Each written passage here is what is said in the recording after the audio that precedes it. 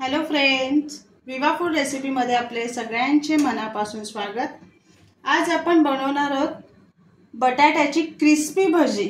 जी भजी आपण अशी बनवणार आहोत त्यामध्ये कोणतेच मसाले वापरणार नाही आहोत, फक्त कॉर्नफ्लॉवरचा वापर आपण करणार आहोत त्याच्यामध्ये। आणि त्याच्याबरोबर आपण इथे टोमॅटोची चटणी करणार आहोत। टोमॅटोची चटणी किंवा सॉसही म्हणू शकता तुम्ही। खूप मस्त कॉम्बिनेशन आहे आणि खूप छान टेस्टी लागतं। तुम्हाला दाखवते किती क्रिस्पी झाले, तुम्ही बघू शकताय। हे बघा, बघूनच तुम्हाला कळणार आहे की किती क्रिस्पी झालेले आहेत ते। चला मग आपण त्याची रेसिपी बघूयात। इथे बटाटे सोलून घेतलेली आहेत मी, त्याला आता आपण किसणीने किसून घ्यायचं आहे।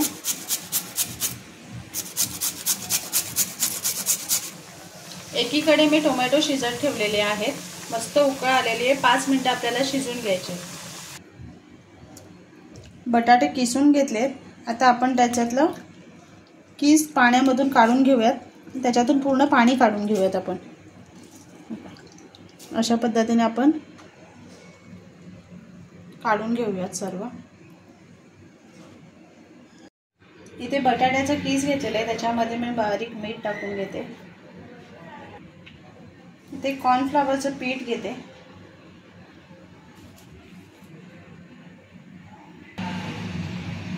हे व्यवस्थित मिक्स करून घ्यायचे।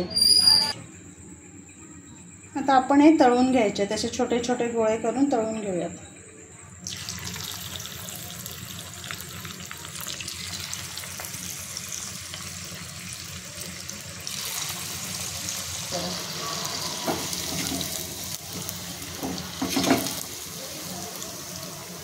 हे टोमॅटो शिजून आपण थंड करून घेतलेले आहेत, त्याच्या सर्व टोमॅटोचे आपण असे साल काढून घेऊयात।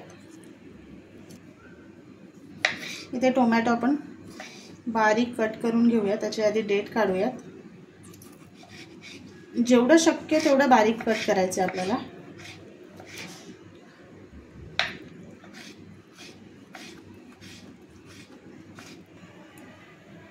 इथे टोमॅटो मी बारीक कट करून घेतले। इथे 6 पाकळ्या मी लसूण बारीक कट करून घेतलेले आणि अर्धा कांदा घेतलेला आहे मी बारीक चिरून। त्याच पातेलीमध्ये मी थोडं तेल टाकून गरम करून घेते।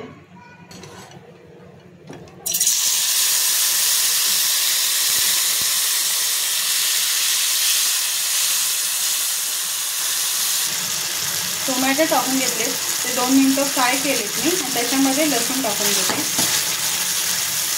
Chilli flakes,